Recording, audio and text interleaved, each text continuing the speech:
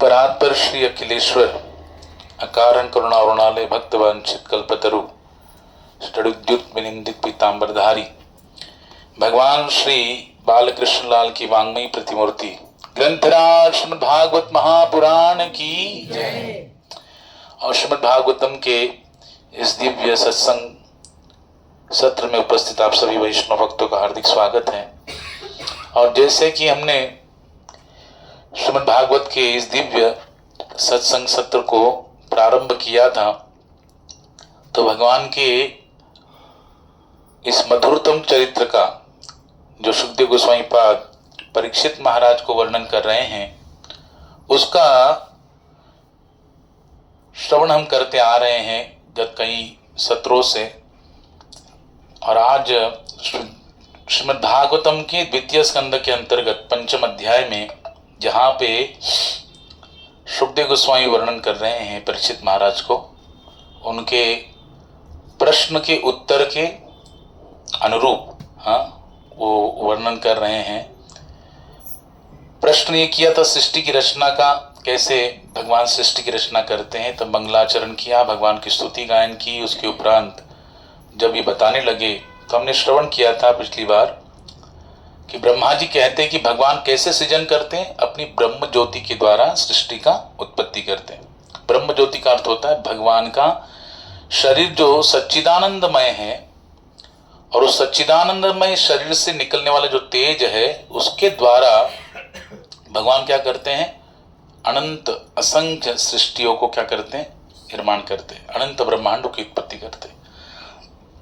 तो यहाँ पर फिर आगे सुखदेव गोस्वामी वर्णन कर रहे हैं, तस्मै नमो भगवते वासुदेवाय धीमहि यन्मायया दुर्जया माम वदन्ति जगद्गुरुम, कि मैं उन भगवान श्री कृष्ण यानी वासुदेव को नमस्कार करता हूँ तथा उनका ध्यान करता हूँ, जिनकी दुर्जय शक्ति उन अल्पज्ञ मनुष्यों को इस प्रकार प्रभावित करती है कि वे मुझे ही परम नियंता कहते हैं। यानी ब्रह्मा जी ये कहना चाहते हैं कि भगवान की माया शक्ति के द्वारा सारे जीव सृष्टि के क्या हो जाते हैं, मोहित हो जाते हैं, और मोह के कारण वो तय नहीं कर पाते, वो अन्य किसी को वरिष्ठ मान लेते हैं, सर्वश्रेष्ठ मान लेते हैं, या ईश्वर के स्वरूप में मान लेते हैं। जैसे सामान्य जीव या तो किसी विशेष मनुष्य को जिसके अंदर बहुत सारे सद्गुण हो, जो प्रतिष्ठावान हो, उसी को क्या मानते हैं, सर्वश्रेष्ठ मान बैठते हैं। यहाँ तक कि ब्रह्मा जी कह रहे कि मुझे ही क्या करते हैं वो लोग, सर्वश्रेष्ठ मान जाते। क्यों? ये किसके कारण?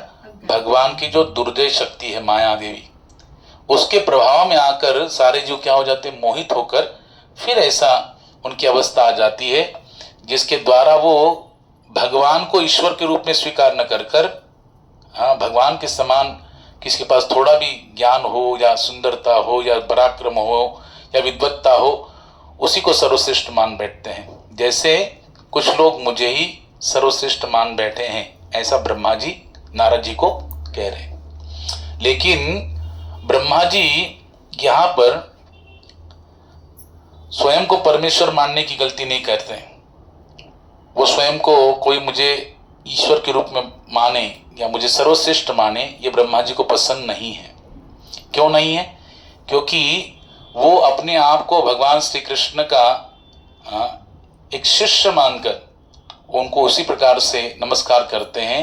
वो अपना श्री कृष्ण को अपना स्वामी मानकर इसी प्रकार नमस्कार करते हैं कि भगवान की कृपा से ही मैं जो भी कर पाया, जो सृजन करने की शक्ति मुझे में आई, ये किसकी शक्ति है? मूलतः भगवान कृष्ण की। उन्होंने मुझे प्रदत्त की। तेने ब्रह्म हृदया आदि कवये मुह्यन्ति यत्सूरयः, भागवतम के प्रथम स्कंद के प्रथम श्लोक में ही वेदव्यास जी वर्णन कर रहे हैं भगवान के स्वरूप का। तो वहां पर कहते हैं तेने ब्रह्म हृदय आदि कवये मुह्यन्ति यत्सूरयः, वो भगवान श्री कृष्ण इतने सर्वश्रेष्ठ है कि उन्होंने अपने नाभि कमल से प्रकट हुए ब्रह्मा जी को क्या किया, वैदिक ज्ञान प्रदान कर दिया। जिस वैदिक ज्ञान के द्वारा, वैदिक ज्ञान के द्वारा ब्रह्मा जी के अंदर वो सृजन करने की शक्ति, निर्माण करने की शक्ति वो प्राप्त हुई। तो ब्रह्मा जी यहाँ पर अपने आप को नहीं कह रहे, लेकिन सुखदेव गोस्वामी पाद कहते हैं कि कुछ लोग ऐसे होते हैं कि भगवान की माया की शक्ति के कारण वो तय नहीं कर पाते कि ये ईश्वर, भगवान श्री कृष्ण ईश्वर है या कोई साधारण जीव को ईश्वर मान लेते हैं। ये उनके द्वारा क्या हो जाती है, तय करने की शक्ति नहीं रहती माया देव के प्रभाव के कारण। कि ब्रह्मा जी कहते मैं ऐसा नहीं हूं, मैं तो किसको मानता हूं, ईश्वर परम कृष्ण सच्चिदानंद विग्रह अनादिरादिर गोविंद सर्व कारण कारणम। तो यहाँ पर ब्रह्मा जी कहते हैं, अपनी वास्तविक स्थिति को जानते हैं कि किस तरह अल्पज्ञानी व्यक्ति भगवान की भ्रामक शक्ति के द्वारा मोहित होकर किसी अन्य को ही अपना सर्वश्रेष्ठ मान लेते हैं, अपना स्वामी मान लेते हैं। लेकिन ब्रह्मा जी ऐसी गलती करने वाले नहीं हैं। इसलिए वो वहां पे कहते हैं, नारद जी को कहते हो कह रहे हैं कि भगवान की शक्ति के द्वारा मोहित होकर कुछ जीव क्या करते हैं, मुझे ही सर्वश्रेष्ठ मान लेते हैं, भगवान से भी श्रेष्ठ, और मैं ही सृष्टि करने वाला हूं, ऐसा वो मान लेते हैं। लेकिन ये सच नहीं है। और आगे कह रहे हैं, विलज्जमानया रास्यस्तातु मिक्षा पथे मुयो विमुइता विकथन्ते ममाहमिति दुर्धिया। क्या होता है, भगवान की शक्ति, मायादेवी की शक्ति से मोहित होता है जीव तो दो प्रकार से फंसता है। ध्यान से सुनो, ब्रह्मा जी कह रहे हैं, क्या सोचता है वो, ये मैं हूं, ये शरीर मैं हूं, और ये शरीर के द्वारा जो संबंधित लोग है, सगे संबंधी है, ये क्या है, मेरे हैं, मैं और मेरा, अहम ममेति, इस चक्कर में फंस जाते हैं। और इस चक्कर में फंसने के बाद यहाँ पे वर्णन किया कि इतनी प्रबल शक्ति है माया शक्ति भगवान की कि वो कभी भी सन्मुख नहीं आ सकती भगवान के। चैतन्य चरितामृत में वर्णन किया गया, कृष्ण है सूर्यसम माया है अंधकार, जहां कृष्ण तहां नहीं माया अधिकार। कृष्ण कैसे है, सूर्य के समान है, और माया कैसे है, अंधकार के समान है। तो जहां कृष्ण है, बताओ, जहां सूर्य है, जहां सूर्य का प्रकाश है, वह अंधकार आ सकता है क्या, टिक सकता है क्या, नहीं टिक सकता। और जहां प्रकाश नहीं है वहां पे केवल अंधकार ही अंधकार होता है, बराबर कि नहीं।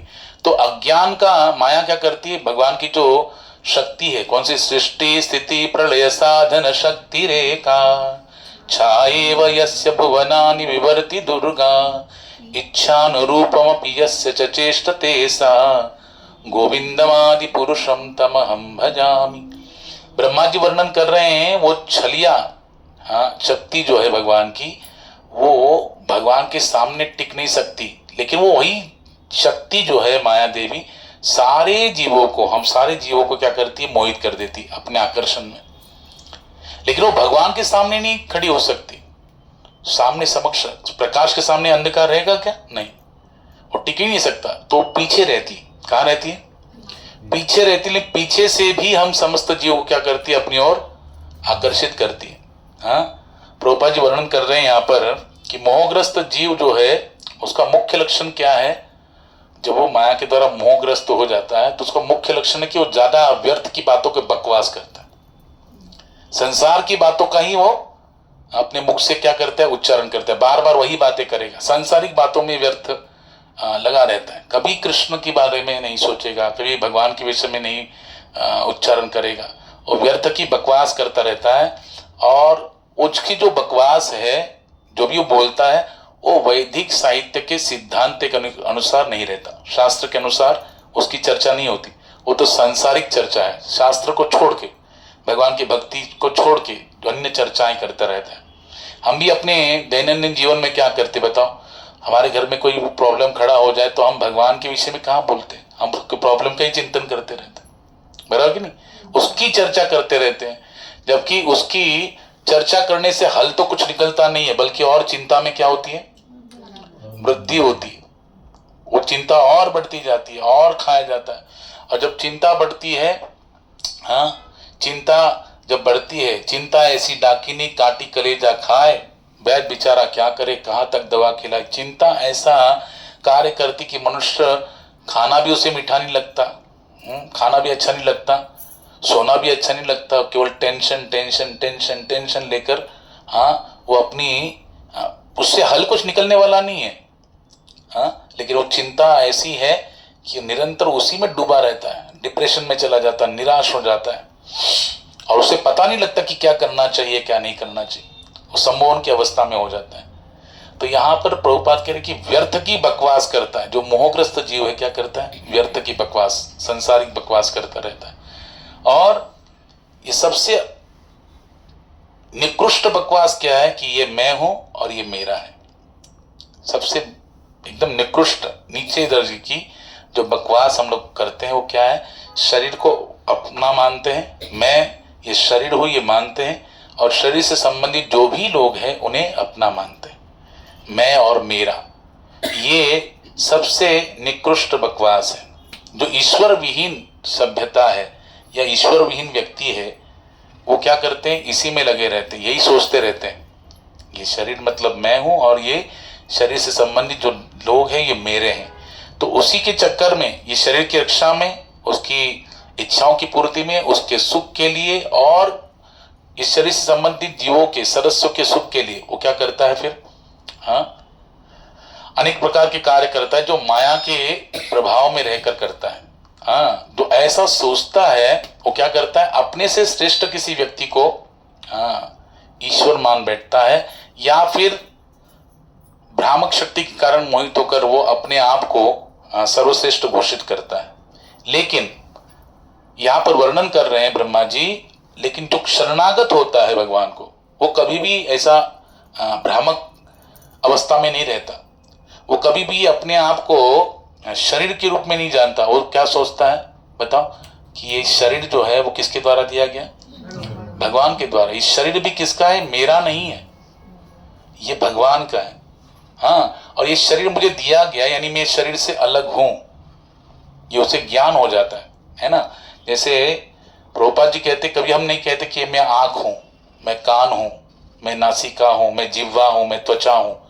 ये मेरी आंखें हैं, ये मेरे कान हैं, ये मेरी नासिका है, ये मेरे जिह्वा है, ये मेरी त्वचा है, ये मेरा हाथ है, ये मेरे पाँव है ना, मेरे पाँव बहुत दर्द हो रहे हैं, मेरा हाथ में बहुत दर्द हो रहा है, तो ये मेरे हैं, यानी मैं इनसे अलग हो कि नहीं। हाँ, ये पुस्तक मेरी है, ये मोबाइल मेरा है, हाँ, ये टीवी मेरा है, यानी मैं इस टीवी से अलग हूं, इस पुस्तक से अलग हूं, इस मोबाइल से अलग हूं। तो ये शरीर मेरा है, ये सारे अंग प्रत्यंग शरीर के हैं। आंख मैं नहीं, आंख मेरी है, नासिका मैं नहीं, नासिका मेरी है, कान मैं नहीं, कान मेरे। तो इन अंग प्रत्यंगों से क्या बना, शरीर बना। इसलिए वो जानता है कि शरीर मैं नहीं हूं, शरीर मेरा है, यानी मैं इससे अलग हूं। और वो क्या है, जो आत्मा, आत्म तत्व है वही वास्तविक हमारा स्वरूप है। जीवेर स्वरूप है कृष्णेर नित्य दास। भगवान कहते हैं ममे वांशो जीवलोके जीवभूत सनातन। हम भगवान के अंश है, भगवान अंशी है, परमात्मा है, हम उनके अंश आत्मा है। ध्यान से सुनिए, अब वो आत्मा के रूप में स्वयं को जानता है, किस कारण, भक्ति के कारण, भगवान की शरणागति के कारण। जो भगवान को शरणागत नहीं है वो संसार की मोह माया फंस कर भगवान की माया शक्ति के द्वारा भ्रमित हो जाता है, और वो इस शरीर को ही मैं मान बैठता है, और इस शरीर से संबंधित जो जीव है, लोग है, सगे संबंधी, उनको अपना मान बैठता है। लेकिन जो भगवान का भक्त होता है वो जानता है कि शरीर मैं नहीं हूं, इसमें स्थित जो आत्मा है वो मेरा स्वरूप है। इसलिए हमारे सामने वो व्यक्ति पड़ा हुआ होता है जो हमारे साथ 25 साल 50 साल 75 साल रह चुका है, उसके विरह में हम लोग रोते हैं। हाँ, जब वो शरीर छूटता है तो हम लोग क्या करते, बोलो, बहुत रोते हैं। लेकिन उसका शरीर वहीं पे पड़ा हुआ है ना, उसका शरीर जलाया गया क्या, वहीं पे पड़ा हुआ है। तो हम किसके लिए रोते हैं, जो निकल गया। हाँ, यानी जो निकल गया वो हमारा है कि नहीं, उससे हमारा संबंध है, उसके कारण इस शरीर से संबंध है ना। अगर वो नहीं होता तो शरीर ऐसे ही पड़ा हुआ है, लेकिन वो था तभी हमारे साथ बोलता था, चलता था, घूमता था, हाँ, खाता पीता था, फीलिंग को शेयरिंग करता था। इसका अर्थ क्या है, जो गया वो हमारा था, जो है शरीर वो हमारा नहीं। शरीर तो उसके बिना जड़ है। शरीर में दो तत्व रहते, ध्यान से सुनिए, यहाँ पे वर्णन किया प्रभुपाद ने कि दो तत्व रहते हैं। जो विद्वान लोग होते जानते हैं, महापुरुष जानते हैं कि इस शरीर के अंदर जीवात्मा भी है और परमात्मा भी है। वेद रूपी कठोपनिषद में एक उदाहरण दिया गया। वेदों में ऐसे एक वृक्ष का वर्णन दिया गया जिस वृक्ष की डाली पे दो पक्षी बैठे हैं। एक पक्षी उस पेड़ की डाली का फल खाने में, मधुर फल खाने में व्यस्त है, और दूसरा पक्षी उस पक्षी के ऊपर नजर रखे है, उसका परीक्षण कर रहा है, उसकी हर क्रिया का साक्षी बन के बैठा हुआ है। तो जो फल खा रहा है वो क्या है? वो आत्मा है, और जो निरीक्षण कर रहा है उसके हर कर्म का साक्षी है, वो कौन है? परमात्मा है। तो वेदों में जो वृक्ष बताया गया, ये शरीर रूपी वृक्ष है। इस शरीर रूपी वृक्ष में हृदय रूपी डाली पे दो पक्षी बैठे कि नहीं? एक जीवात्मा और दूसरा परमात्मा। जीवात्मा इस शरीर रूपी वृक्ष के द्वारा प्रकटित जो फल है, सांसारिक फल, इस शरीर के द्वारा जो क्रिया की जाती है उससे क्या मिलता है? हमको सांसारिक फल मिलते हैं ना, कुछ ना कुछ फायदा मिलता है, बेनिफिट मिलता है। उसी फल को क्या खाने में लगा हुआ है।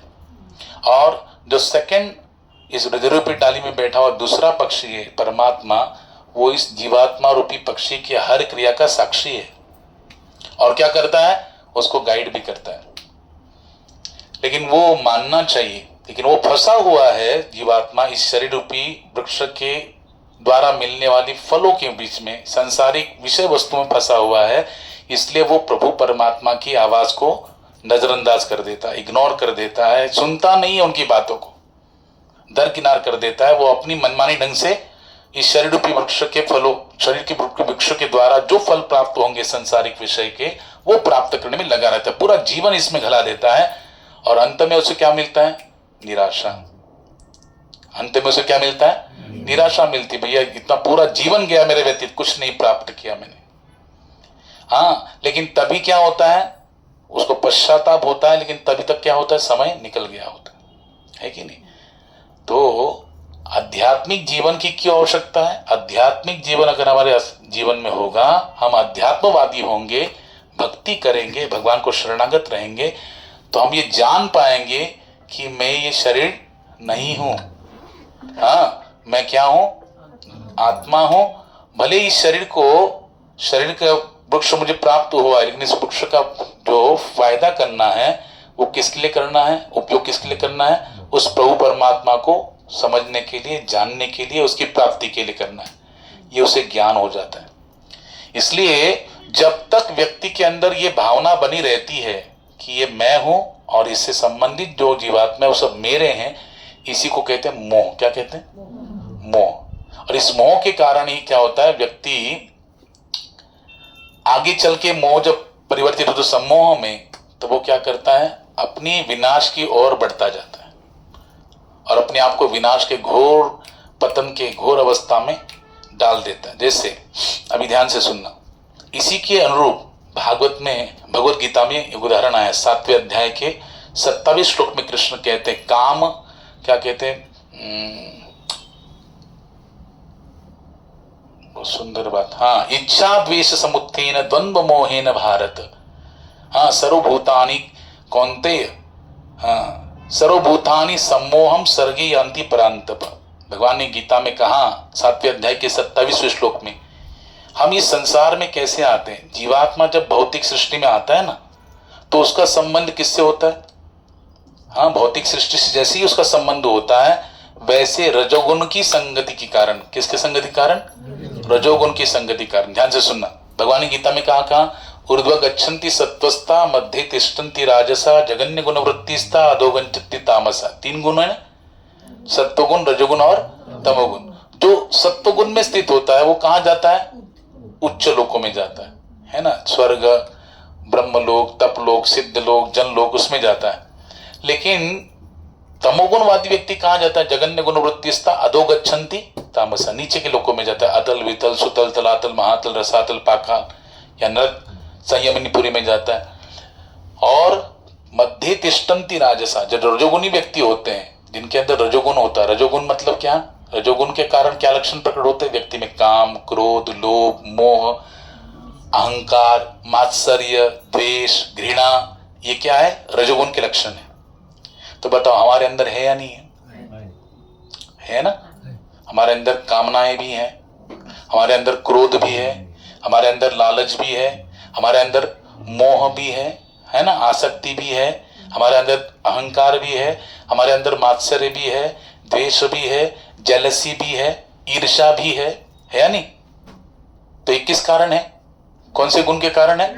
रजोगुण के कारण। यानी जीवात्मा ऑलरेडी क्या है? पराशक्ति है। 7वें अध्याय में कहा गया भगवत गीता में, वो भगवान की उत्कृष्ट शक्ति है हम लोग। लेकिन हम लोग इस माया की आकर्षण में आकर, इस भौतिक संसार की संगति में आने के कारण, जैसे हम भौतिक संसार में आते हैं तो हमारी संगति किसके द्वारा होती है? रजोगुण में। क्योंकि उसमें भौतिक संसार बनाई किसके द्वारा? रजोगुण के द्वारा। बताओ रजोगुण के द्वारा कैसे बना? क्योंकि ब्रह्मा जी रजोगुण के प्रधान है। ब्रह्मा जी जो गुण अवतार है, भगवान के 6 प्रकार के अवतारों में गुण अवतार है, उन गुण अवतारों में रजोगुण के प्रधान कौन है? ब्रह्मा जी। और रजोगुण के द्वारा क्या होती है? सृष्टि की सृजन होता है, बराबर ना? सत्व गुण के प्रधान कौन है? भगवान विष्णु। उनके द्वारा क्या होता है? पालन होता है। और तमोगुण के प्रधान है भगवान शिव। उनके द्वारा क्या होता है? सृष्टि का संहार होता है। और ये तीनों कार्य किसके द्वारा प्रकट होते हैं?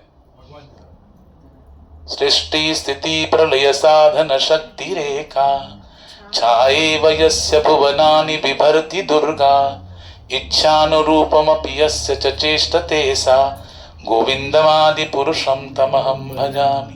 क्या कह रहे? सृष्टि स्थिति प्रलय इन सबकी जो साधन शक्ति रेखा वो कौन है? भुवनानि बिभर्ति दुर्गा, है ना? ओ माया देवी प्रकृति। हाँ, नवरात्रि में अभी जो आई है मैया, हाँ, इनके हाथों में भगवान ने क्या दिया? इस सृष्टि का कार्य दिया, भाई आप करो। लेकिन ये वास्तव में किसके द्वारा होता है?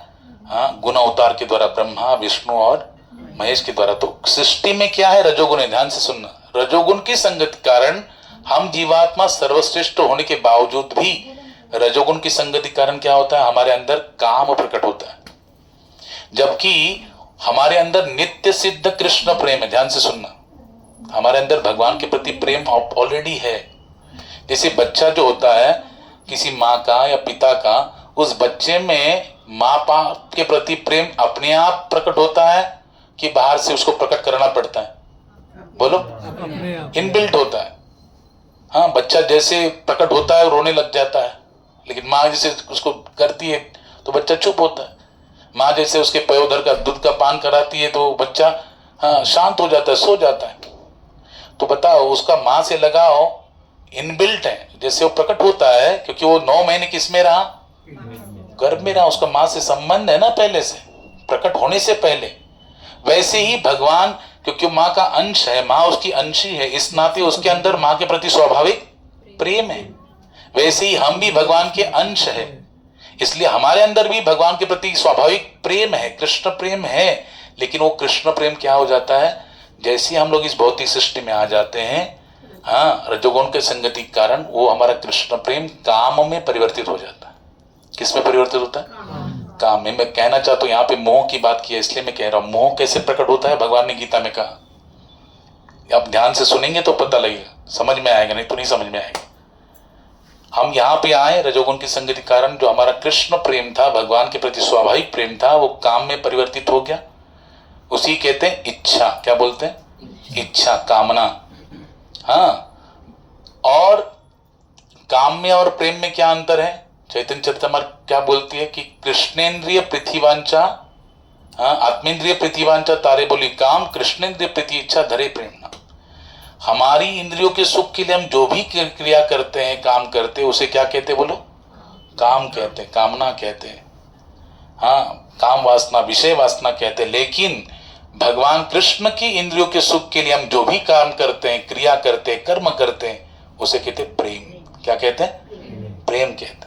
इसलिए हमारा हृदय में तो स्वाभाविक भगवान के प्रति प्रेम था, लेकिन जैसे ही हम भौतिक संसार में आए, रजोगुण के कारण, रजोगुण की संगति के कारण हमारा जो प्रेम था वो रूपांतरित हो गया, बदल गया।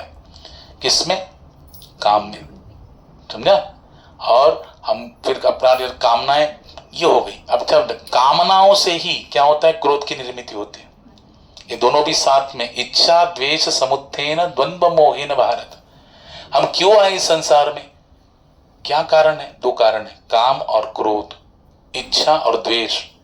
ये द्वंद्व के कारण मोहित होकर हम इस संसार में आके फंसे हुए। कैसे? ध्यान से सुनो। अभी काम रहेगा, जहां पे कामनाएं होंगी, वो किसी कामना है, अगर वो पूरी नहीं होगी तो उसको क्या आएगा? क्रोध आएगा। हाँ, और क्रोध का ही दूसरा रूप क्या है? द्वेष। क्रोध को ही क्या बोलते हैं? द्वेष बोलते हैं। काम को ही क्या बोलते हैं? इच्छा, कामना। हाँ, तो इच्छा और द्वेष यानी काम और क्रोध का स्वरूप है मूलतः। तो दोनों भी साथ साथ में रहते हैं, कामना भी और क्रोध भी। अगर कामना पूर्ण हुई तो क्या आएगा? लोभ आएगा, लालच जगेगा। अगर कामना पूरी नहीं हुई तो क्या होगा? क्रोध आएगा, है ना। उदाहरण दिया शास्त्रों में कि एक व्यक्ति की जो पत्नी है, हाँ, वो विवाहित होने के बाद भी किसी परस्त्री से उसका जो क्या हो गया? आसक्ति हो गई, उसमें उसका प्रेम हो गया, आसक्ति हो गई, और उसके अंदर एक कामना, तीव्रता से इच्छा प्रकट हो गई कि मैं उस परस्त्री को, अपनी विवाहिता पत्नी को छोड़कर उस परस्त्री की के आकर्षण में इतना फंस गया, इतनी तीव्र इच्छा प्रकट हुई कि मैं उसको लेके भाग जाऊं। और उसके लिए उसकी कामना में बाधक कौन हो रही थी? उसकी पत्नी।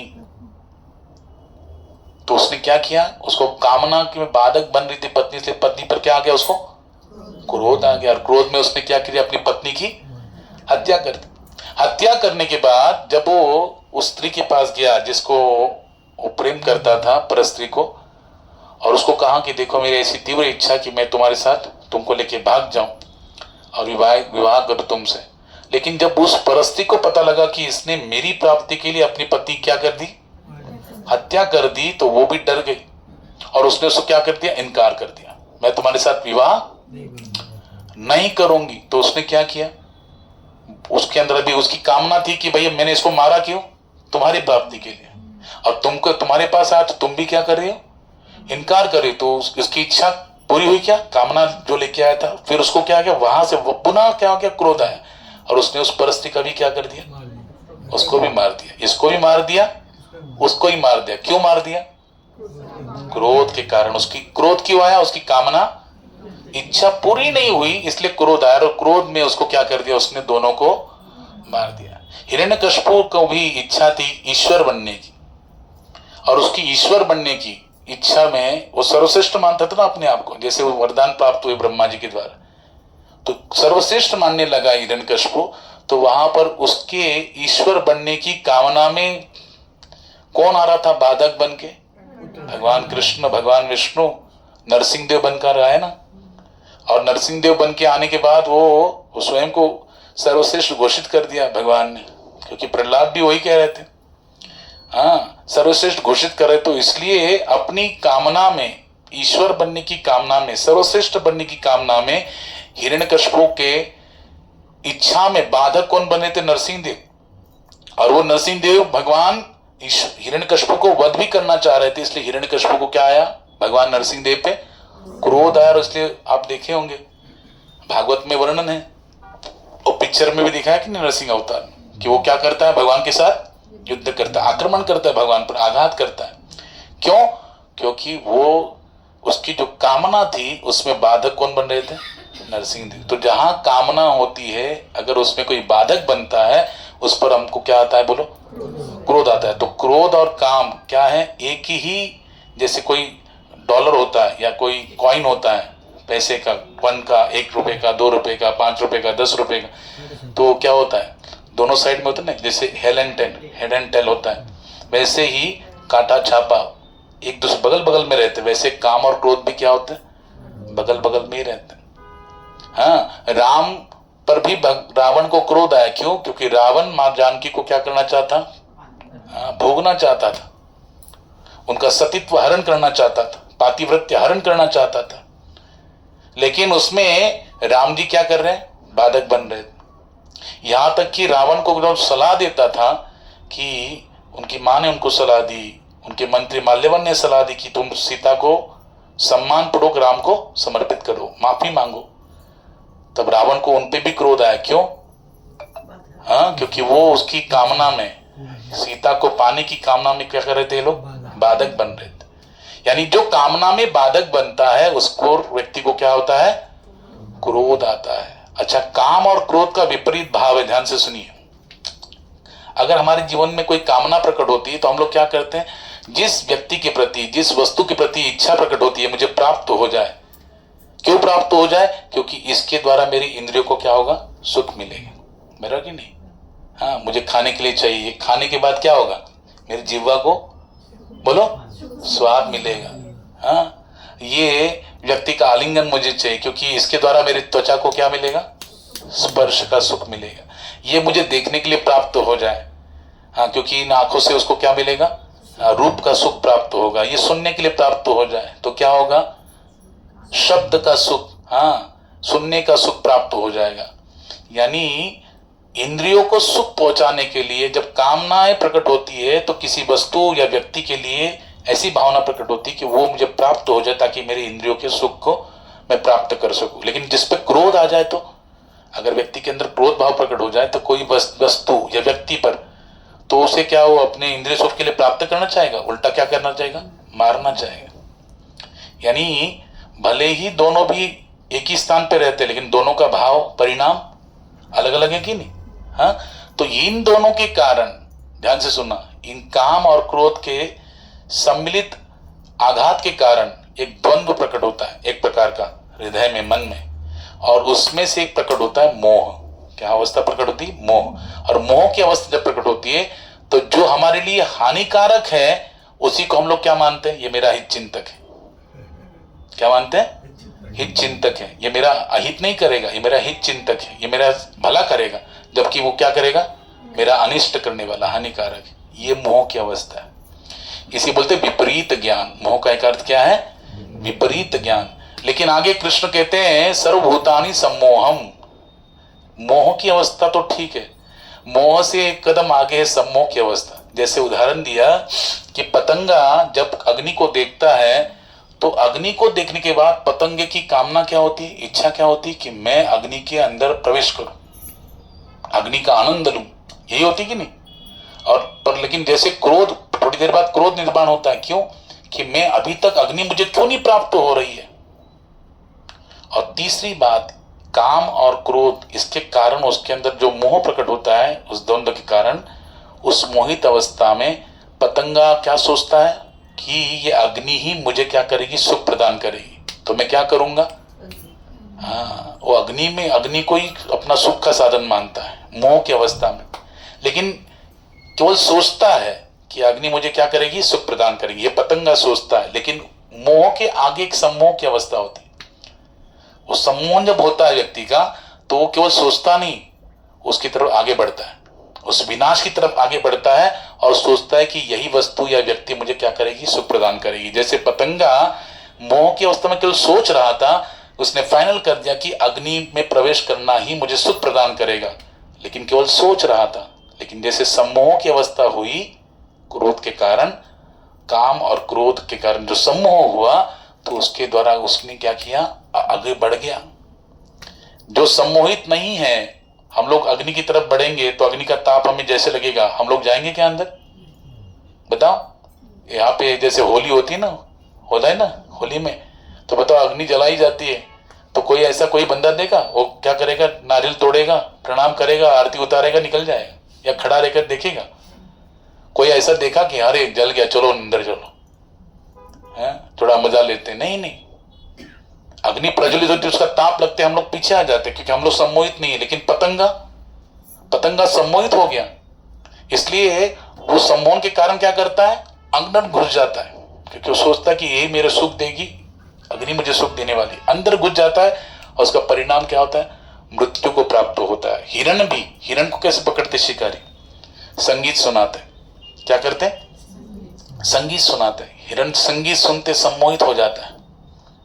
जो हिरण इतना चंचल होता है कि शिकारी की संकेत मात्र से लगते ही भाग जाता है तुरंत, शिकारी उस पर बाणों का वर्षाव नहीं कर पाता, उसमें निशाना नहीं पकड़ पाता है। लेकिन वही हिरण थोड़ा सा संगीत सुनकर क्या हो जाता है, सम्मोहित होकर शिकारी के सामने आके खड़ा हो जाता है, और शिकारी संगीत बंद कर देता है, बाणों से उसको बेच देता है। बताओ, यानी सम्मोहन के कारण हिरण भी क्या हो गया, मारा गया, पतंगा भी क्या हो गया, मारा गया। तो मोह में आदमी केवल सोचता है, लेकिन उसके आगे की जो जटिल अवस्था सम्मोह है, उसमें तो आदमी विनाश को ही स्वयं को प्राप्त करा देता है, विनाश हो जाता है उसका।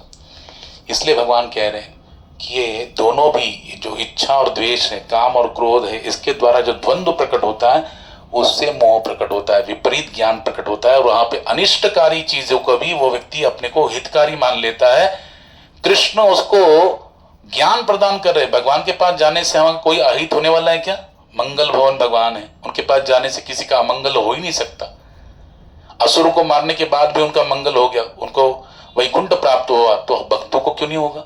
भगवान ने गीता में कहा, माम ही पार्थ विपाश्रित्य ये अपिसु पाप योनिय स्त्रिया वेश्या तथा शूद्रास्तेपि यान्ति पराम गतिम किम पुनर्ब्राह्मणा पुण्या भक्ता राजश्रेयस्तथा अनित्यम असुखम लोकम इमं प्राप्त भजस्व माम। 9वें अध्याय में भगवान कह रहे हैं गीता के कि जब स्त्री, शूद्र और पापी जनों का भी जो मेरी शरण हो जाता है, मैं उसको उद्धार कर देता हूं, तो उन ब्राह्मणों के विषय में क्या कहा जाए, उन भक्तों के विषय में क्या कहा जाए, जो मुझे शरणागत होते हैं, तो उनका उद्धार क्यों नहीं करूंगा? मैं निश्चित रूप से करूंगा। इसलिए ध्यान से सुनिए, मोह की अवस्था में व्यक्ति क्या हो जाता है, संसार सागर में डूबता रहता है, और सम्मोह की अवस्था में तो सत्ता को विनष्ट कर देता है। इसलिए प्रभुपाद जी यहाँ पे कह रहे हैं, ब्रह्मा जी भी यहाँ पे नारद जी को कहते हैं कि नारद, ये मोह के कारण ही जीवात्मा क्या सोचता है कि ये ब्रह्मा ही क्या करने वाला है, सृजन करने वाला है, जबकि मैं सृजन करने वाला हूं नहीं। ब्रह्मा जी आगे कहते हैं, 2 प्रकार की, भगवान की 3 प्रकार की शक्ति है, अंतरंग, बहिरंग और तटस्थ शक्ति। ध्यान से सुनिए, बहुत सुंदर बात बताए। क्या कहते हैं ब्रह्मा जी, जो 7वें अध्याय के 4 और 5वें श्लोक में भगवान ने कहा गीता के, क्या? भूमि राप अनल वायु खम्मना बुद्धिरेवच अहंकार इति अन्य भिन्ना प्रकृति अष्टदा। भगवान कहते हैं 8 प्रकार की प्रकृति, भिन्ना प्रकृति मैं प्रकट करता हूं। क्या क्या? पृथ्वी, जल, अग्नि, वायु, आकाश, मन, बुद्धि, अहंकार, मैं प्रकट करता हूं। तो कौन सी शक्ति के द्वारा भगवान ये प्रकट करते हैं? बहिरंग शक्ति, प्रकृति, माया देव के द्वारा। अभी बता ना, सृष्टि स्थिति प्रलय साधन शक्ति रेख छाये वयस्य भुवनानि विभर्ति दुर्गा, यानी उन दुर्गा देवी के द्वारा, उन माया देवी के द्वारा क्या करते भगवान? क्या करते हैं बोलो? ये पंच महाभूत, मन, बुद्धि, अहंकार रूपी सूक्ष्म शरीर, ये प्रकट करते हैं। अच्छा, स्थूल शरीर और सूक्ष्म शरीर अंदर का, ध्यान से सुनिए, स्थूल शरीर कैसे बनता है? 5 महाभूतों से, पृथ्वी, जल, अग्नि, वायु और आकाश। अंदर एक सूक्ष्म शरीर है, वो किससे बनता है? मन, बुद्धि, अहंकार से। इन दोनों शरीर का द्वारा जो भोग करता है, यानी आनंद लेता है संसार के विषय वस्तु का, वो कौन है? जीवात्मा। वो भगवान की कौन सी शक्ति है? अंतरंग शक्ति से। वो भगवान की अंतरंग शक्ति, क्योंकि पराशक्ति से प्रकट हुआ है, अंतरंग शक्ति के द्वारा प्रकट होता है। लेकिन चाहे वो अंतरंग शक्ति हो, बहिरंग शक्ति हो या तटस्थ जीव हो, ये समस्त भगवान के द्वारा ही क्या है? प्रकटित है। भगवान से अलग इनका कोई अस्तित्व है नहीं, है ना। इसलिए ब्रह्मा जी कह रहे हैं, चाहे मैं कैसा भी हूं, लेकिन मैं भगवान से मेरा क्या संबंध है, और भगवान ही मेरे को पावर देते, तब ये मैं सृजन कर पाता हूं। अगर भगवान मुझे, मेरा संबंध कृष्ण के साथ नहीं होता, तो बताओ कृष्ण की इच्छा के बगैर कुछ हो सकता है? कृष्ण कैसे? अग्नि के समान। अग्नि जब जलती है, अग्नि में 3 चीजें दिखती है, ध्यान से। प्रकाश दिखता है ना, उष्णता, अग्नि के पास जाने की क्या होगा? शीतल लगेगा क्या? उष्मा लगेगा, हाँ। और तीसरा चीज धुआं है कि नहीं? ये तीनों तत्व किसके हैं? अग्नि के। इसके द्वारा पता लगता है क्या है? अग्नि है, तभी वो अग्नि कहलाती है। अगर उसमें तीनों तत्व नहीं होंगे तो अग्नि कहलाएगी क्या? अग्नि है तो प्रकाश है, उष्मा है, और क्या है? धुआं भी है। ऐसे ही भगवान में, भगवान ये कार्य कराते हैं तीनों शक्तियों को इस्तेमाल करके, अंतरंग, बहिरंग और तटस्थ। इन तीनों शक्तियों को भगवान क्या करते हैं? ऐसे कार्य में लगाते हैं जिसके द्वारा सृष्टि का सृजन कार्य होता है। और इसमें बहिरंग शक्ति, अंतरंग शक्ति, तटस्थ शक्ति को कार्यान्वित करने वाले मूलतः कौन है? भगवान श्री कृष्ण है। लेकिन भगवान क्या कर रहे हैं? ब्रह्मा जी कहते हैं कि मुझे क्या कर रहे हैं? आगे बढ़ा रहे हैं। इसलिए भगवान जी ने बहुत सुंदर बात बताया। सुखदेव गोस्वामी कहते हैं, नारायण परा वेदा। वही नारायण क्या है? वेदा। वेदों के द्वारा जानने योग्य भी कौन है? नारायण है। भगवान ने गीता में कहा 15वें अध्याय में, वेदैश्च सर्वैर अहमेव वेद्यः वेदांत कृतवेद विदेव चाहम। वेदों का संकलन करता भी मैं हूं और वेदों के द्वारा जानने योग्य भी मैं हूं, इसलिए कहते नारायण परा वेदा। हाँ, और देवा नारायण गजा, देवताओं जो भी भगवान श्री कृष्ण के अंग रूप में है, भगवान श्री कृष्ण के अंग प्रत्यंग जो है वो देवता लोग, वो भी क्या है, उन्हीं की सेवा के लिए है।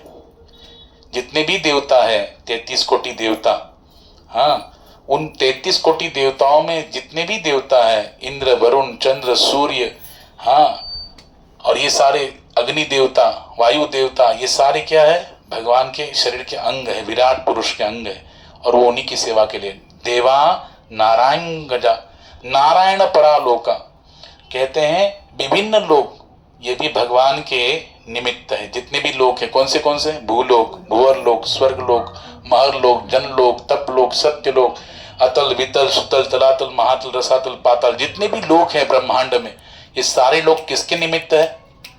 भगवान नारायण की खुशी के लिए, उनकी सेवा के लिए, उनको आनंद देने के लिए। और क्या कह रहे हैं? नारायण परामखा, जितने भी प्रकार के यज्ञ होते हैं, मखा मतलब यज्ञ, हाँ, ये सारे यज्ञों के भोक्ता कौन है? यज्ञानम भोक्ताराम यज्ञ तपसाम सर्वलोक महेश्वरम, कृष्ण गीता में कह रहे हैं। समस्त योग्य और तपस्याएं किसके लिए की जाती है? उसके भोक्ता कौन है? मूलता भगवान विष्णु। समझे कि नहीं? आगे तृतीय स्कंद में कथा आएगी शिव सती चरित्र की। जब दक्ष प्रजापति यज्ञ करता है, भगवान शिव को नहीं बुलाता है, उनसे बैर होने के कारण, जबकि उनके क्या है, जमाई है। और वहां पर सती महारानी जब देखती कि मेरे पति भगवान शिव को इसने नहीं बुलाया, मेरे पिता होने के बावजूद भी इनका अपमान कर दिया, यज्ञ का कोई विभाग नहीं दिया, तो माता सती योगाग्नि में अपने शरीर को क्या करती है? भस्म कर देती। और वीरभद्र को जब भेजते भगवान शिव क्रोधित होकर, वो सारा यज्ञ विध्वंस कर देता है। यज्ञ का जो गर्दन है धड़ से अलग कर देता है, काट के नहीं, मरोड़ के पूरा उखाड़ देता है और यज्ञ कुंड में स्वाहा कर देता है। और फिर सब विध्वंस करके जब वो जाता है तो देवता मारे मारे ब्रह्मा जी के पास आते हैं और ब्रह्मा जी से प्रार्थना करते। ब्रह्मा जी कहने लगे कि तुमको अकल नहीं है? जिस यज्ञ में मैं स्वयं उपस्थित नहीं हूं, ब्रह्मा, भगवान नारायण उपस्थित नहीं है, भगवान शिव उपस्थित नहीं है, तो वहां तुम क्यों गए? हाँ, भोग की लालच में, यज्ञ हवन की आहुति के लालच में गए, अब भोगो तुम्हारे कर्मों का फल। लेकिन बहुत माफी मांगते तो कहते ठीक है चलो, भगवान शिव जितने क्रोधी है उतने ही क्या है, आशुतोष भी है। हाँ, तुरंत प्रसन्न भी हो जाते हैं। तो समस्त देवता गए भगवान शिव के पास और उन्होंने प्रार्थना किया, तब शिव जी प्रसन्न हुए, मान गए। और फिर भगवान शिव वहां पर आए यज्ञस्थली में, और वहां पर यज्ञ में जैसे अभी बोले प्रभु अभी यज्ञ का विभाग जितना भी है, हाँ, आगे से हम गलती नहीं करेंगे, यज्ञ का जितना भी बचा हुआ शेष है, जो भी सामान बचेगा, उसके अधिकारी किसको माना जाएगा? शिव को, भगवान शिव को दिया जाएगा। यज्ञ का जितना भी अवशेष बचता है, प्रभु आपकी सेवा में लग जाएगा, आपको अर्पण होगा। और तभी जब भगवान शिव प्रसन्न हो गए, सारों को माफ कर दिया, उस समय भगवान नारायण वहां पे आए, भगवान स्वयं आए, उपस्थित हुए। जब नारायण आए वहां पर, तब वो कहते चलो अभी, हाँ, अभी यज्ञ पूरा करो, शिवजी कहते हैं। तो भगवान शिव ने वहां पे कहा, समस्त देवता कहते हैं जहां पे आप स्वयं प्रकट हो जाए तो यज्ञ कैसे विध्वंस हो सकता है, यज्ञ कैसे अपूर्ण रह सकता हो? तो पूर्ण हो गया आपके आने से। तो ये कहने का मतलब क्या? यज्ञ के वास्तविक भोक्ता कौन है? नारायण है, भगवान श्री कृष्ण है। इसलिए भगवान कहते हैं भोक्ताराम यज्ञ तपसाम सर्वलोक महेश्वरम। इसलिए सारे यज्ञ किसके लिए प्रसन्न, किसकी प्रसन्न के लिए होते हैं? नारायण की। आगे कह रहे नारायण परो योगो, जितना भी ध्यान योग है, अष्टांग योग है, ये सारे योग विधि, उसके लक्ष्य कौन है? इस नारायण है। किसकी प्राप्ति के लिए किया जा रहा है? समाधि अवस्था। देखो अष्टांग योग 8 प्रकार के योग, योग में भी अष्टांग योग है। क्या है? यम, नियम, आसन, प्राणायाम, प्रत्याहार, धारणा, ध्यान, समाधि, है ना, 8 योग है। तो अष्टांग योग में अंतिम अवस्था क्या है बोलो? समाधि अवस्था। उस समाधि अवस्था में किसका प्राप्ति के लिए किया जाता है? नारायण की प्राप्ति के लिए। इसलिए नारायण परा योगो, योग के द्वारा भी प्राप्त किसको किया जाता है, किसको प्रसन्न करने का कोशिश किया जाता है? नारायण को। नारायण परम तपः, तपस्या करते हैं ऋषि मुनि, उस तपस्या के द्वारा भी किसको प्रसन्न करने की कोशिश की जाती? अभी कहा ना, हाँ, भोक्ताराम यज्ञ तपसाम, समस्त तपस्याओं के भोक्ता भी कौन है? कृष्ण कह रहे मैं हूं। तो तपस्या के द्वारा भी किसको प्रसन्न करने की कोशिश किया जा रही? नारायण को। नारायण परम ज्ञानम। हाँ, यहाँ पे प्रभुपाद कह रहे हैं, भगवान श्री कृष्ण कह रहे हैं, सुखदेव गोस्वामी पाद कह रहे हैं, दिव्य ज्ञान का संवर्धन, जितना भी दिव्य ज्ञान है भगवत भक्ति विषय, उसका संवर्धन, उसको बढ़ाने का कोशिश क्यों किया जाता है? क्योंकि उससे प्राप्ति किसकी करनी है? नारायण की। और नारायण परागति ही, जो परम मोक्ष है, हाँ, हमारी गति क्या है? सबसे बड़ी गति क्या है? भगवान श्री कृष्ण की प्राप्ति, नारायण की प्राप्ति, नारायण के चरण कमलों की भक्ति की प्राप्ति, यही क्या है? परम मोक्ष है, ये उत्तम गति, नारायण परागति। यानी भगवान नारायण क्या है? सर्वश्रेष्ठ ज्ञान भी भगवान है, तपस्या भी नारायण की प्राप्ति के लिए, ज्ञान का अनुशीलन भी नारायण की प्राप्ति के लिए, यज्ञ भी नारायण के लिए, हाँ, और गति भी, सर्वश्रेष्ठ गति की भी क्या है? नारायण है। इसलिए ब्रह्मा जी कहते हैं यहाँ पर कि उन्हीं के द्वारा प्रेरित होकर भगवान नारायण के द्वारा सर्वव्यापी परमात्मा के रूप में उनकी दृष्टि के सामने पहले जो सृजित हो चुका है उसी का मैं फिर अन्वेषण करता हूं। जैसे प्रभुपाद ने उदाहरण दिया कि पश्चिमी गोलार्ध का, पृथ्वी का जो पश्चिम गोलार्ध है, उसका जो खोज है किसने किया? कोलंबस ने। किसने किया? कोलंबस ने।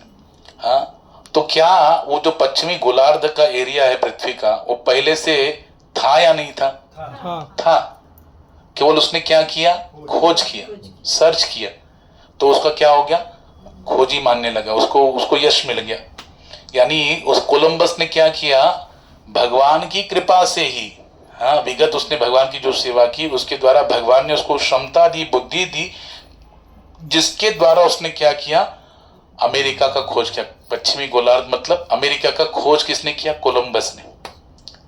हाँ, तो भगवान क्या करते? जिसके अंदर जो शरणागति भाव जितना है, तो और जितनी वो सेवा करना चाहता है, जिस अनुपात में, समझो मैं भगवान की बहुत बड़ा सेवा करना, बहुत बड़ा मंदिर बांधना चाहता हूं, तो ये छोटा काम तो है नहीं ना। हाँ, तो भगवान क्या करेंगे? जितना मेरा शरणागति भाव है उतनी मेरे को क्षमता देंगे, उस क्षमता के अनुरूप इतनी कृपा करेंगे कि जिसके द्वारा वो कार्य क्या कर सकूं, मैं पूर्ण कर सकूं। तो भगवान बल देते हैं। क्या करते हैं? भगवान बल देते हैं, सामर्थ्य वो देते हैं। यहां ब्रह्मा जी कह रहे हैं कि जो जितना शरणागत होगा, जिस अनुपात में भगवान की सेवा करना चाहेगा, भगवान उतना उसको बल प्रदान करते हैं। जबकि करने वाले भगवान हैं, फिर भी वो उस खोजी को, जैसे कोलंबस तो केवल क्या था? खोज करने वाला था। ऑलरेडी वहां पे अमेरिका थी या नहीं थी? पश्चिमी गोलार्ध था या नहीं था? वो सृजन किसने किया? ठाकुर जी ने किया। केवल कोलंबस ने उसका खोज किया। वैसे ही ब्रह्मा जी कह रहे हैं, ऑलरेडी भगवान ने क्या किया था? सृष्टि कर रखे थे। केवल मैंने क्या किया? भगवान की कृपा से उसको सृजन करने की जो शक्ति है, विविधता, अनेक प्रकार की विविधताओं का जो सृजन है, वो शक्ति मुझे भगवान के द्वारा प्राप्त हुई। ये भगवान ने मुझे दिया। तो देखो, अर्जुन की बात भी प्रभुपाद जी कह रहे हैं। अर्जुन को द्रौपदी का अपमान जब हुआ तो सारे लोगों ने क्या किया? जो चुप बैठे थे उन सारों को भगवान श्री कृष्ण कहते हैं, जैसे मेरी सखी द्रौपदी का अपमान हुआ, उसी क्षण सारों के प्राण मैंने हर लिए थे, केवल उनके शरीर बचे हुए थे। समझा ना? भगवान को इतना क्रोध आया था, और भगवान ने वस्त्र अवतार धारण करके अपने, जो जिसको अपनी सखी कहते हैं, भगवान अपनी बहन मानते हैं, उस द्रौपदी की लज्जा का रक्षा भी किया। और भगवान ने तभी सारों के प्राण क्या कर दिए थे? हरण कर लिए थे, केवल शरीर बचे हुए थे। उसको नष्ट करने के लिए भगवान ने किसको चुना? अर्जुन को चुना। इससे भगवान कहते हैं, निमित्त मात्र भव सव्यसाचिन। अर्जुन, क्यों तुम निमित्त हो, तुम निमित्त बनो। हाँ, और निमित्त बन के अर्जुन ने क्या किया? सबका वध किया। उस दिन मैंने बताया था भगवान कैसे महाभारत के द्रोण पर्व में उदाहरण आता है कि अर्जुन इतना बलशाली था, भगवान की आज्ञा से इतना बलशाली हुआ, इन सारे दुर्योधन के पार्टी के लोगों ने क्या किया? एक व्यूह रचना की, चक्रव्यूह रचा अर्जुन को मारने के लिए। और अर्जुन वहां पे जब से गया तो ये सारे गर्जना करने लगे, खुशी से पागल हो गए, अभी अर्जुन फंसने वाला है इस चक्रव्यूह में, हम इसको क्या करेंगे? फंसा कर मार देंगे। लेकिन उतने में अर्जुन वहां पर पास पहुंचा तो अर्जुन हंसने लग गया और कृष्ण को कहता है कि देखो भगवान कैसे मूर्ख लोग हैं, थोड़ी देर में मेरे बाणों से क्या हो जाने, मरने वाले हैं और ये मुझ पे हंस रहे हैं। और अर्जुन ने क्या किया, बाणों की वर्षा की। उसके बाणों में इतनी शक्ति थी, उसने एक सम्मोहित करने वाला अस्त्र चलाया, उसका नाम था त्वाष्ट्र नाम का अस्त्र। और उस त्वाष्ट्र नाम के अस्त्र से अर्जुन ने सबको मोहित कर दिया।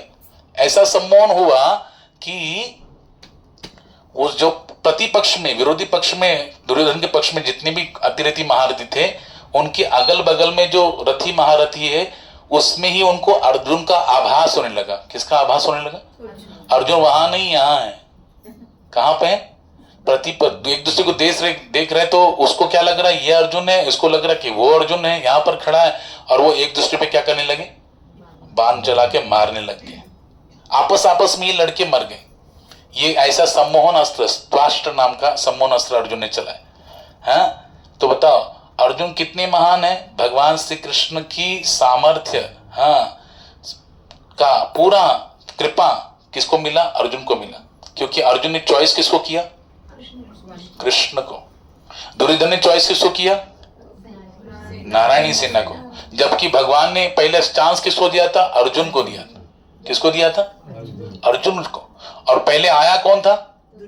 दुर्योधन आके बैठा था और अर्जुन बाद में आया था। भगवान उठ गए और कहने लगे क्यों आए? उन्होंने बोले हमारा युद्ध हो रहा है, हम सब राजाओं की मदद ले रहे हैं, आप भी मदद करो।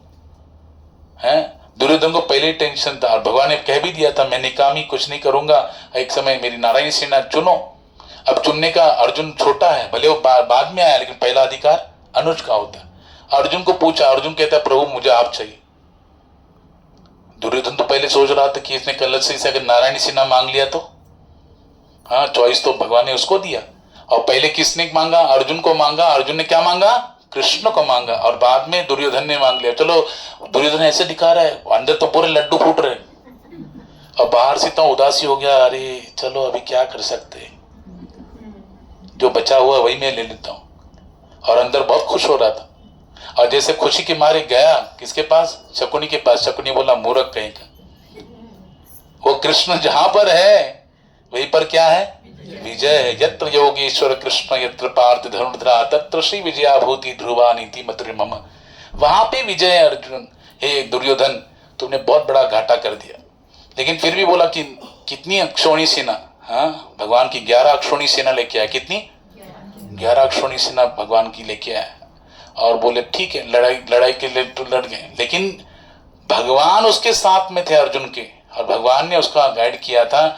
इसलिए अर्जुन के द्वारा जितनी भी हत्याएं हुई उसका दोष अर्जुन को लगा क्या? नहीं लगा। तो बताओ, जो शरणागत नहीं होता है उसको, वो तो प्रकृति के अंडर में रह के कार्य करता है, गुणों के अंडर में रह के, 3 गुणों के अंडर में रह के कार्य करता है। यंत्रारूढ़ानी माया, वो माया के अंडर में रह के कार्य करता है। और जैसे कर्म करेगा वैसे उसको परिणाम भोगने पड़ते हैं। बार बार वही चलता रहता, चक्कर में फंस जाता है। लेकिन जो भगवान को शरणागत होता है, जैसे ब्रह्मा जी हुए, जैसे अर्जुन हुआ, तो बताओ अर्जुन ने हत्याएं जितनी भी की उसका दोष उसको लगा, बल्कि उसका उद्धार हो गया। वो कृष्ण का अत्यंत प्रिय हो गया क्योंकि भगवान की आज्ञा का पालन उसने किया। वैसे ही ब्रह्मा जी कह रहे हैं मैं भी करता नहीं हूं, हाँ, मैं तो भगवान का दास हूं। करने वाले तो ठाकुर जी, उन्होंने सृष्टि किया था, मैं केवल क्या कर रहा हूं, उनकी कृपा से, उन्होंने जो मुझे ज्ञान दिया उसके आधार से, उसके शक्ति से मैं इस विविधता का सृजन कर रहा हूं। जबकि मैं करता हूं नहीं, लेकिन मूर्ख लोग मुझे ही करता मानते हैं। लेकिन ब्रह्मा जी अपने आप को मानते हैं क्या करता? नहीं। इसलिए कहते हैं भक्त्यामम अभिजानाति यावान यच्चास्मि तत्वता। ज्ञान कैसे प्राप्त होता है? हाँ, श्रद्धावान लभते ज्ञानम। या जो भक्ति के द्वारा ही व्यक्ति भगवान को तत्वता जान सकता है, भगवान की आज्ञा को जान सकता है, भगवान क्या चाहते हैं, क्या अपेक्षा है भगवान की मुझसे, ये जान सकता है। इसलिए देखो ब्रह्मा जी के अंदर क्या थी? भगवान के प्रति भक्ति थी। क्या थी? अर्जुन के अंदर भगवान के प्रति क्या थी? ये 4थे अध्याय में बताया है गीता में कि भगवान कहते हैं मैं तुम्हें क्यों ज्ञान दे रहा हूं, क्या कारण है अर्जुन? गीता का ज्ञान मैंने सूर्यदेव को दिया 12 करोड़ साल पहले, वही ज्ञान मैं तुम्हें दे रहा हूं। क्यों दे रहा हूं? भक्तो असीमे सखा चेती रहस्यम हेतद उत्तमम। तुम मेरे भक्त भी हो और तुम मेरे सखा भी हो। ये 2 क्वालिटी है तुम्हारे अंदर। भक्त भी हो और क्या हो, सखा हो। इसके कारण मैं तुम्हें ज्ञान दे रहा हूं। इसलिए भक्ति करना बहुत इंपॉर्टेंट है। हाँ, एक राजा थे, उनका नाम था, कांची देश के राजा थे, उनका नाम था चोल राज। हाँ, और उन्होंने, उनके एक मंत्री थे, उनका एक ब्राह्मण सेवक था, उसका नाम था विष्णुदास। तो वहां पर वो कहने लगी कि देखो, उन्होंने क्या किया, अनंत नाम का, अनंत तीर्थ नाम का तीर्थ है, तीर्थ स्थान है, वहां पे भगवान विष्णु का एक विग्रह था, उसको हीरे मानिक मोतियों से सजाया। और जब सजाया इतना सुंदर दिखने लगा, वो कहते हैं गर्व में आके चोलराज जो राजा है कांची देश का, कहता है अपने उस ब्राह्मण से, विष्णुदास से, जो भगवान का नितांत उत्तम भक्त था, उसको कहते हैं कि देखो कैसे सुंदर दिख रहा है, अनंत तीर्थ में जो ये भगवान अनंत का श्री विग्रह है, वो मैंने जो उनके ऊपर हीरे मानिक मोती से उनके विग्रह को सजाया है, उसके कारण वो कितना दिव्य प्रकाशित हो रहा है, कितना तेज प्रकाशित हो रहा है, कितना सुंदर लग रहा है। हाँ, तो वो विष्णुदास ब्राह्मण थे ना, भक्त थे, वो क्या कर रहे थे, भगवान की प्रसन्नता के लिए उस उनके शरीर पे क्या अर्पण करे, तुलसी। क्या अर्पण करे थे, तुलसी दल। तो वो राजा जो है चोलराज, वो अहंकार में मत होकर कहता है कि इतना हीरे माती मोतियों से मैंने जो लगाए हैं, उसके द्वारा श्री विग्रह कितना चमक रहा है, और तुम इस पे ऊपर तुलसी दल डाल के उनकी जो सुंदरता उसको नष्ट कर रहे हो। क्या डाल के, तुलसी दल अर्पण करके। जबकि भगवान को क्या सबसे प्रिय है, बोलो, तुलसी सबसे प्रिय है। एक बार माता सत्यभामा को अहंकार हुआ था ना, कथा मालूम है ना आप। हाँ, तो क्या किया, क्या पलड़े में भगवान द्वारकाधीश बैठे। हाँ, नारद जी ने बोला था ना, आप मुझे दे दिया तो वापस चाहिए, तुम क्या करो, उतना ही मात्रा में क्या करो, भगवान के वजन इतना गोल्ड दे दो, मेरे को सोना चाहिए। तो बिठाया गया, सत्यभामा का अहंकार था। अरे क्या होता है, पलड़ा लाया गया, भगवान को बिठाया गया, डाल रही है, पलड़ा भारी ऊपर ही रह रहा है, और भगवान का पलड़ा नीचे ही है, भारी है, और कितना गोल्ड डाल रहे फिर भी नहीं हो रहा। आखिर में सब खत्म हो गया, सत्यभामा हार गई। आखिर में रुक्मिणी माता को शरणागत हुई, रुक्मिणी माता आई और एक तुलसी का पत्र रख दिया। कुछ नहीं किया, क्या कर दिया, तुलसी का पत्ता रख दिया, भगवान का पलड़ा ऊपर हो गया और वो तुलसी का पत्ता का पलड़ा नीचे हो गया। तो भगवान ने दर्शाया कि भगवान को क्या प्रिय है ना, तुलसी नमा, क्या बोलते हैं हम लोग, वृंदाय तुलसी देव्य प्रियाय केशवस्य। किसको प्रिय है, केशव। हाँ, केशव भगवान को, जो केशी नाम के असुर का वध किए, केशव को क्या अत्यंत प्रिय है। हाँ, वृंदाय तुलसी देव्य प्रियाय केशवस्य कृष्ण भक्ति प्रदे देवी सत्यवत्तई नमो नमः। भगवान श्री कृष्ण की भक्ति को प्रदान करने वाली है। तो ये विष्णुदास क्या कर रहे थे, बोलो, तुलसी दल अर्पण कर रहे थे। और उस तुलसी दल अर्पण करने के कारण वो राजा इतना अहंकार से मत हुआ कि मैंने इतना हीरे मानिक मोती ठाकुर जी पे सजाए, ये क्या कर रहा है। तो बोले कि देखो राजन, आप ये गलत सोच रहे हो, आप तो अहंकार से मत होकर सोच रहे कि आपके श्री विग्रह, आपके हीरे मानिक मोतियों से श्री विग्रह चमक रहा है, लेकिन भगवान तो भक्ति के भूखे हैं, भाव के भूखे हैं। और तुलसी दल मात्रेण, हाँ, भगवान को तुलसी दल अत्यंत प्रिय है, उन्हें अर्पण किया है भक्ति से। तो राजा चोलराज को पसंद नहीं था। राजा बोलता नहीं, शर्त लगाया उसने कि मेरा जो साधन है वो आपके भक्ति से भी श्रेष्ठ है।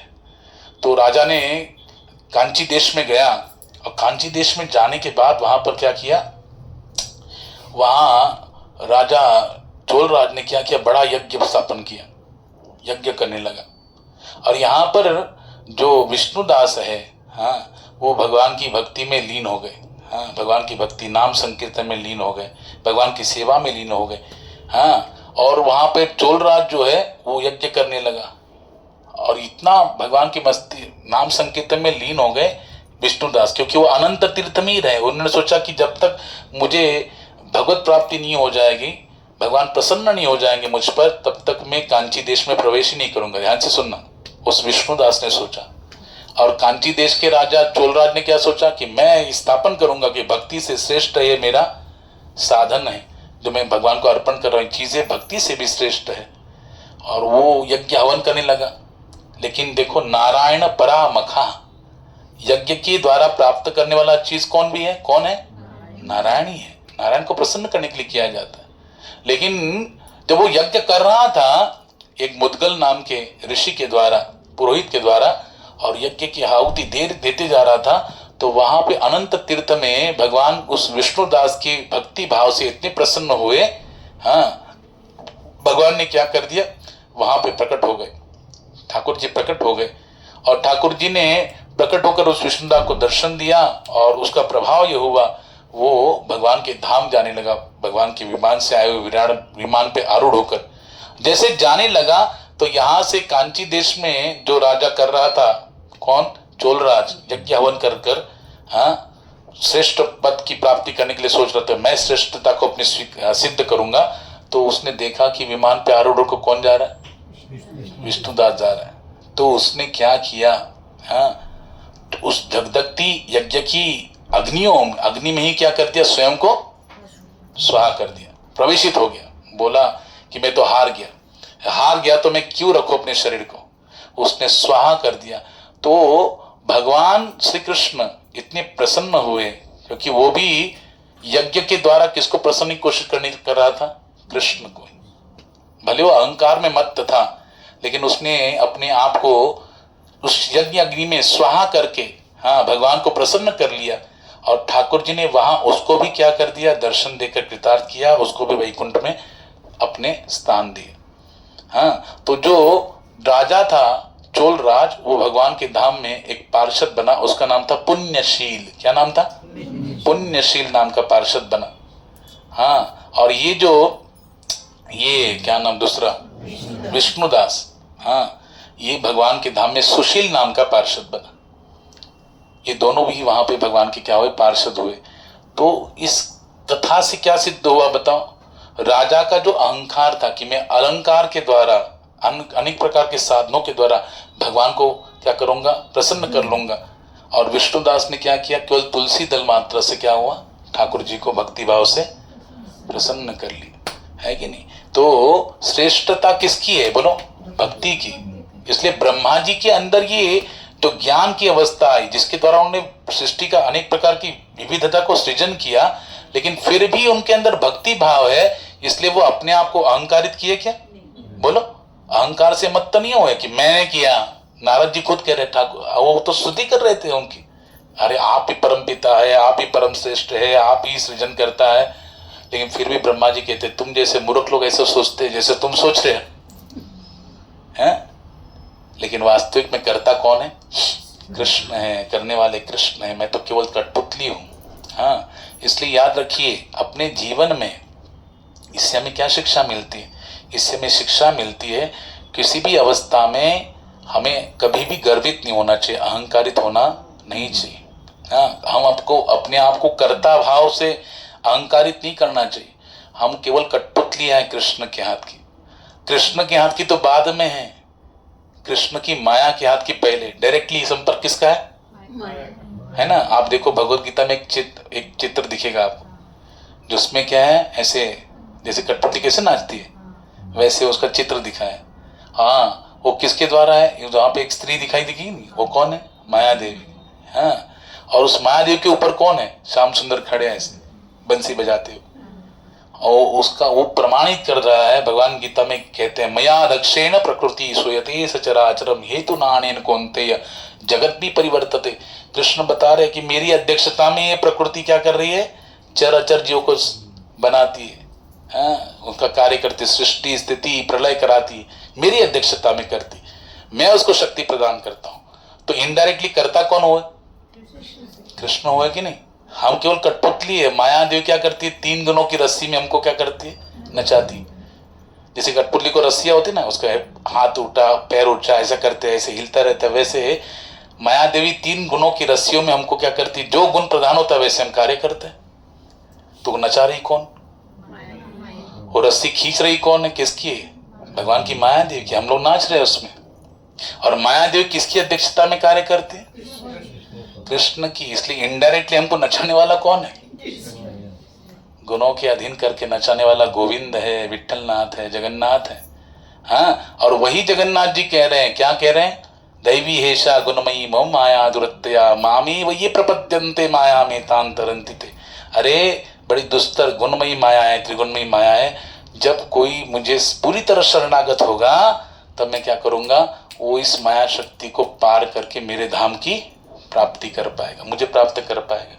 यानी भगवान की भक्ति से ही उनकी कृपा प्राप्त होती है, और उस कृपा के आधार पर हम क्या कर सकते हैं, ये जो हमको नचाने वाली माया देवी है उसके प्रभाव से निवृत्त होकर हम भगवान की प्राप्ति कर सकते हैं। समझे कि नहीं? क्योंकि सबको चलाने वाला, सबको कार्यान्वित करने वाला इनडायरेक्टली जो करता है वो कौन है? कृष्ण है। इसे कृष्ण क्या है? Supreme controller. क्या है बोलो? सुप्रीम कंट्रोलर है। वो ऑपरेटर भी है, जनरेटर भी है और डिस्ट्रॉयर भी है। वो जनरेट भी करता है, ऑपरेट भी करता है और डिस्ट्रॉय भी करता है। इसलिए उसको क्या कहते हैं? गॉड कहते हैं। क्या कहते हैं? गॉड कहते हैं। इसलिए ब्रह्मा जी यहाँ पे बहुत सुंदर प्रकार से वर्णन करते हैं कि सब कुछ करने वाले हे देवर्षि मैं नहीं हूं, कृष्ण है। अच्छा, कृष्ण क्या क्या, जैसे अभी ये 8 तत्व बताए ना, पृथ्वी जल अग्नि वायु आकाश मन बुद्धि अहंकार, ये तो भगवान की भिन्न प्रकृति है जिसके द्वारा भगवान क्या करते हैं? सृष्टि का कार्य चलाते हैं। मैंने उस दिन 16 तत्व भी बताए थे, याद है कि नहीं आपको? हाँ, 5 ज्ञानेन्द्रिय, 5 कर्मेंद्रिय, हाँ 5 क्या है? 11वां मन, हाँ, और 5 क्या है बोलो? उसके विषय कौन से? शब्द स्पर्श रूप रस गंध, है कि नहीं? इंद्रियों के विषय की नहीं? आंख का विषय क्या? रूप। कान का विषय क्या है? शब्द। नासिका का विषय क्या है? गंध। जिह्वा का विषय क्या है? स्वाद। त्वचा का विषय क्या है? स्पर्श। यानी ये 16 तत्वों से क्या भगवान हाँ सृष्टि का निर्माण करते हैं, ऐसे ब्रह्मा जी यहाँ पे कहते हैं। तो ये क्रम में भागवत में बहुत सुंदर प्रकार से वर्णन किया गया सृष्टि के तत्व का, जो ब्रह्मा जी के मुखारविंद से देवर्षि नारद जी को प्रस्तुत किया गया, जहां ब्रह्मा जी कितनी विनीत भाव से अपने आप को विनम्र होकर भगवान के भक्त के रूप में प्रस्तुत कर रहे हैं, और भगवान को ही अपना सर्वस्व मानते हैं, और भगवान ही करने वाले हैं। ये अपना बढ़ोतरी नहीं कर रहे हैं, अपनी प्रतिष्ठा को स्थापित नहीं कर रहे, अपने हरि की प्रतिष्ठा को स्थापित कर रहे। ये भक्त का एक लक्षण है, वो कभी भी अपने आप को पीछे रखता है। इसलिए महाप्रभु कहते तृणादपि सुनीचेन तरोरपि सहिष्णुना अमानिन मानदेन कीर्तनीय सदारि। भक्त कभी भी स्वयं को नम्र रखता है, सहनशील रहता है, दूसरों को सम्मान देने की भावना होती। वो कभी अपना गर्व नहीं प्रस्थापित करता, अपने आप को आगे नहीं करता, सारों को आगे करके स्तूप पीछे रहता है। ध्यान रखना, जो सबसे पीछे रहता है भक्ति में वो भगवान की नजर में सबसे आगे होता है, लेकिन जो सबसे आगे बढ़ता है भक्ति में वो भगवान की नजर में हमेशा पीछे होता है। समझा ना? भगवान जहां पे छोटा होता है ना, जो सबसे स्वयं को निम्न समझता है, भगवान काउंटिंग वहां से स्टार्ट करते हैं। समझे कि नहीं? अपने भक्तों की उच्चता है ना, उच्चता कहां से काउंटिंग करते हैं? सर्वश्रेष्ठ भक्ति काउंटिंग भगवान उस छोटे भक्त से, निम्न मानने वाला, स्वयं को तृण से भी अधिक नम्र, सहनशील और दूसरों को सम्मान देने की भावना जिसके अंदर, वहां से काउंटिंग करते हैं। और जो स्वयं को गर्वित समझता है भगवान उसको सबसे पीछे रखते हैं। लेकिन संसार में इसका उल्टा है कि नहीं? संसार में जो स्वयं का प्रतिष्ठा दिखाता है, ऑपुलेंस दिखाता है, ऐश्वर्य दिखाता है, तो लोग क्या करते हैं? हाँ, शो बिजनेस, है कि नहीं? जहां दिखावा उसमें फंस जाते हैं। जो सच्चे हृदय को कोई पूछता नहीं है, बताओ। हाँ, कितना भी सच्चा हृदय हो, प्रेम भाव हो, हाँ, उसको लोगों को भावना नहीं समझ में आती। लेकिन कोई गिफ्ट देने वाला होगा, हाँ, अगर समझो यहाँ पे सेल लगा जाए, गुप्ता परिवार बोले कि जितने भी आएंगे सत्संग में सब माताओं को साड़ियाँ, बताओ, हर महीने एक को साड़ी मिलेगी, अलग अलग कलर की, अलग अलग कंपनी की, वैरायटी की। तो बताओ कौन नहीं आएगा? जो नहीं आने वाला उसको भी वो भी लेके आएंगे।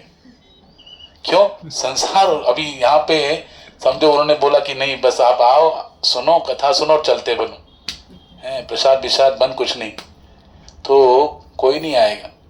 लेकिन यहाँ पे यानी इसका मतलब क्या? अंदर के भाव को संसार लोग पूछते नहीं है, बाहर की वस्तुओं का दिखावा, प्रतिष्ठा, हमें क्या प्राप्त होगा बेनिफिट, उसको देख के आते हैं।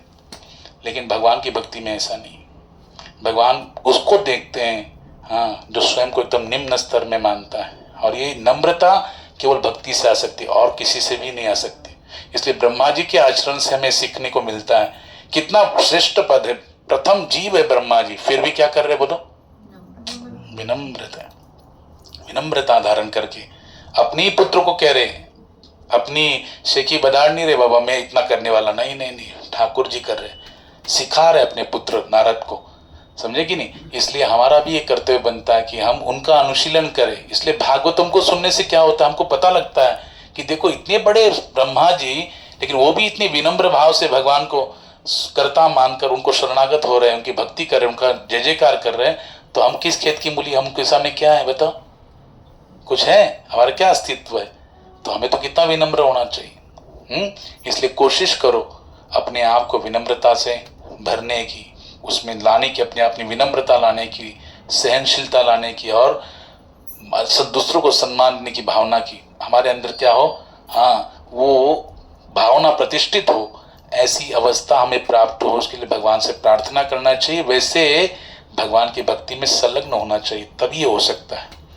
इसलिए भागवतम को श्रवण कीजिए, भागवतम से जानिए, तत्व को जानिए, अपनी अवस्था को परीक्षण कीजिए, टटोलिए अपनी अवस्था को, और उससे कैसे आगे बढ़ा जाए, अपने आप की प्रगति की जाए, उसके विषय में सोचकर आगे बढ़ने की कोशिश करनी चाहिए। भक्त को उत्साहित रहना चाहिए, निश्चय करना चाहिए, और धैर्य धारण करके आगे बढ़ना चाहिए, तब भक्ति में आगे बढ़ सकते हैं।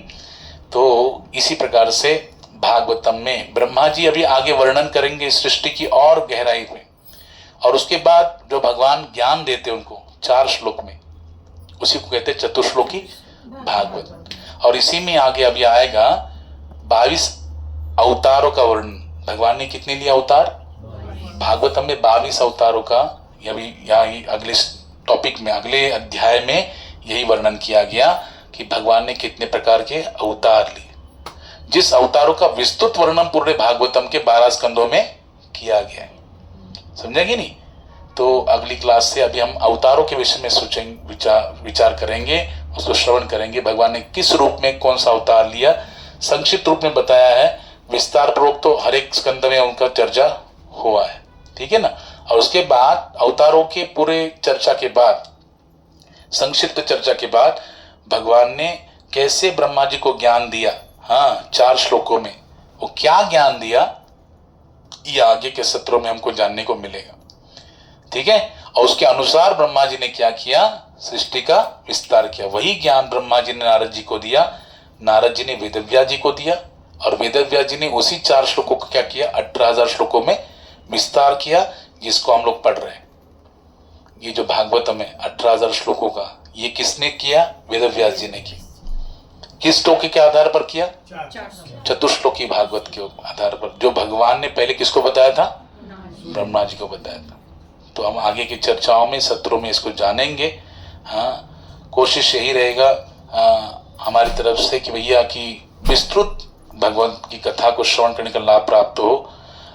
देखो, हरि चर्चा को जितना हम श्रवण करेंगे, जितना हम कथन करेंगे, उतना ही हमारी वाणी, हमारी कर्मेंद्रिय, हमारा शरीर, हमारा जीवन क्या होता है, पवित्र हो जाता है। और वो भी चतुर्मास में है तो और भी पवित्र करने वाला है, मंगल करने वाली कथा है। इसलिए इसको अच्छे प्रकार से श्रवण कीजिए, हाँ अपने जीवन में उसको अपनाइए, उसका चिंतन कीजिए, मनन कीजिए, और आगे बढ़ते जाइए भक्ति में। हाँ, यही मैं भगवान के चरणों में प्रार्थना करता हूँ। हरे कृष्ण कृष्ण कृष्ण हरे हरे, हरे राम राम राम हरे हरे। ग्रंथराज श्रीमद् भागवत महापुराण की निताई गौर प्रेमानंदे। हरि हरि बोल।